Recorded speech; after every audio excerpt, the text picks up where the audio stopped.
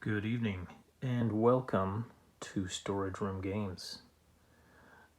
Just wanted to take a quick look at the Sega Saturn here. This is an excellent retro console. The Sega Saturn, man, look at this thing. This is the white version. There's a few different colors. There's gray, there's black, but man, look at this thing.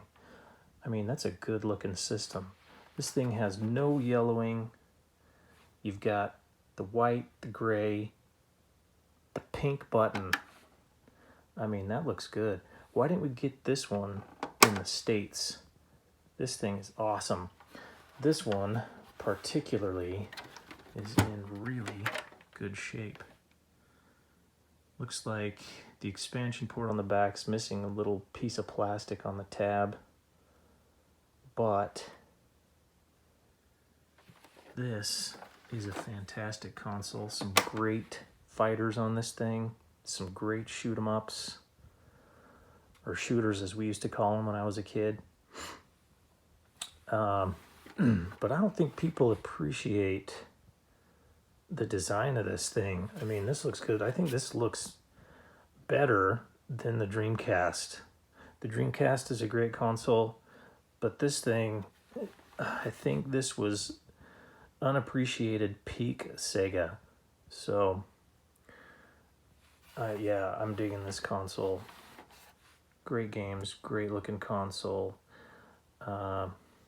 If I were to rate this on a scale of 1 to 10, I'd give it an 11. I mean, this thing is cool. It's got powerful hardware. It was hard to program for, but this thing, it's a beast. The Saturn had probably the best controller for arcade fighters, in my opinion. I think this particular console that I own powers up, but it won't read discs. I think it needs a new laser. I think you can replace the internal components. You can mod these and build it to play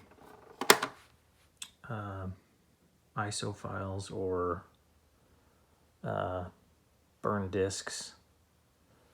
But man, I don't think a lot of people appreciate this.